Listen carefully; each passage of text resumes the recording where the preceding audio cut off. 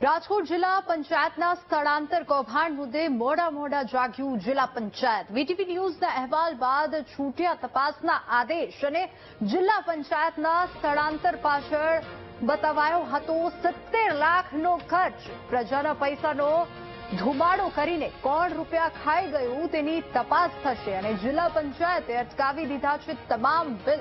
જોકે હજુ પણ સમગ્ર મામલે જિલ્લા પંચાયતના પ્રમુખનું મૌન છે। કઈ એજન્સીએ કામ કર્યું છે તેની તપાસ કરવામાં આવશે। જિલ્લા પંચાયત કારોબારી ચેરમેન પીજી કયાડા સામે કાર્યવાહી થઈ શકે છે અને એજન્સી અને ભાજપના નેતાએ સાથે મળીને કૌભાંડ કર્યાની આશંકા છે। ડીડીઓ પણ સમગ્ર મુદ્દે બોલવાનું ટાળી રહ્યું છે। જિલ્લા પંચાયતની ઓફિસના સ્થળાંતરમાં જ 70 લાખનો ખર્ચ બતાવવામાં આવ્યો છે તો કચરો સાફ કરવા માટે 12 લાખનો ખર્ચ બતાવવામાં આવ્યો છે। પ્રિન્ટર, શાખાનો રેકોર્ડ અને કમ્પ્યુટર સ્થળાંતર કરવામાં 12.23 લાખનો ખર્ચ બતાવાયો છે। વધુ વિગતો સાથે સંવાદદાતા શનિ આપણી સાથે લાઈવ જોડાઈ ગયા છે। જિલ્લા પંચાયતે અટકાવી દીધા છે તમામ કામ। શનિ, શું વધુ વિગતો? વિનીત, જેટલા વાત કરવામાં આવે રાજકોટ જિલ્લા પંચાયતમાં જે કૌભાંડ આચરવામાં આવ્યું આ શંકા છે।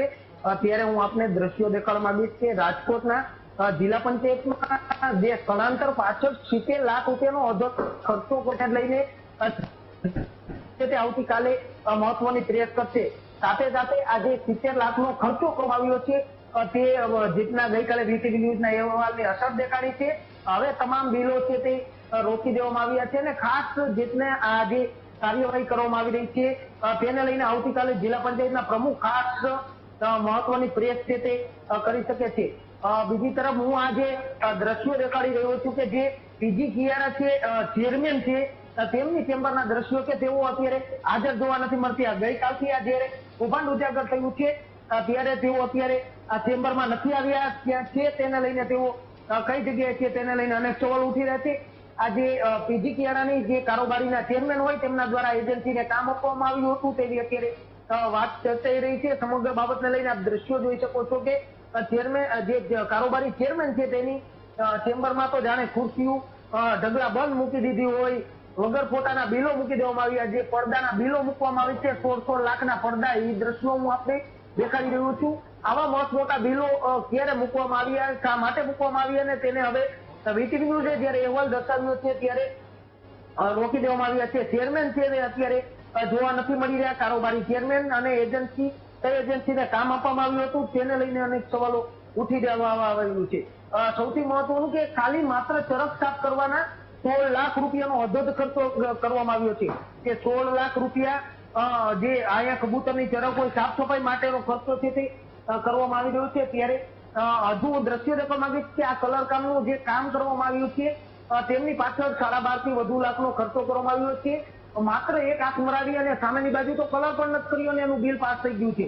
આ સમગ્ર તપાસ છે તેના આદેશ છૂટ્યા છે અને આદેશ બાદ હવે વીટીવી ન્યૂઝના અહેવાલ બાદ હવે આ બિલો રોકી દેવામાં આવ્યા છે અને આવતીકાલ સુધીમાં ક્યાંક પોલીસ ફરિયાદ પણ દાખલ થઈ શકે છે। કારણ કે મોટા એજન્સીઓની કારોબારી ચેરમેન દ્વારા બિલો ફટકારવામાં આવ્યા હોય અને આખું આ કૌભાંડ આચર્યાની આશંકા કરવામાં આવી રહી હોય તેવું લાગી રહ્યું છે।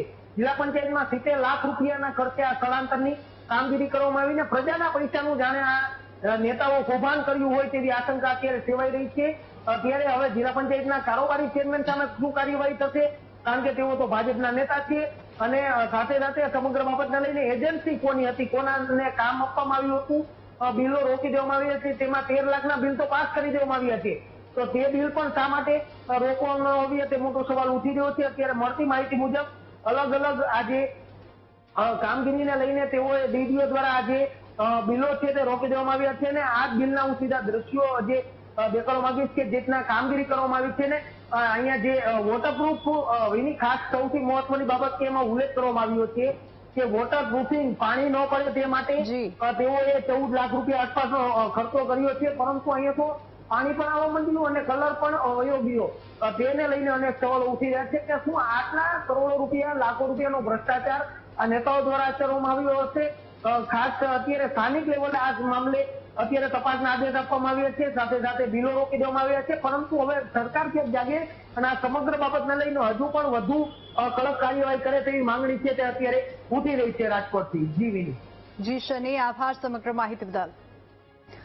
તો અનેક સવાલો ઉઠી રહ્યા છે, અનેક પ્રશ્નો ઉભા થઈ રહ્યા છે આ કૌભાંડને લઈને. વીટીવી ન્યૂઝના અહેવાલ બાદ છૂટ્યા અનેક સવાલો ઉભા થાય છે. સ્થળાંતર પાછળ બતાવાયો હતો 70 લાખનો ખર્ચ અને આ કૌભાંડનો પર્દાફાશ થતા સવાલો થાય છે કે સ્થળાંતરના નામે લોકોના રૂપિયાનો ધુમાડો કેમ થઈ રહ્યો છે. સફાઈમાં 12 લાખ રૂપિયા જેટલો ખર્ચ બતાવવામાં આવ્યો છે. આપ વિગતો પણ જોઈ શકો છો, સ્ક્રીન ઉપર અમે બતાવી રહ્યા છીએ ડિટેલમાં કે ક્યાં અને કેટલો ખર્ચ બતાવવામાં આવ્યો છે, કઈ એજન્સીએ ખર્ચ કર્યો છે, ક્યાં પૈસા ખર્ચવામાં આવ્યા છે અને આ કૌભાંડનો જે પર્દાફાશ થયો છે તેને લઈને હવે અનેક સવાલો ઉભા થાય છે.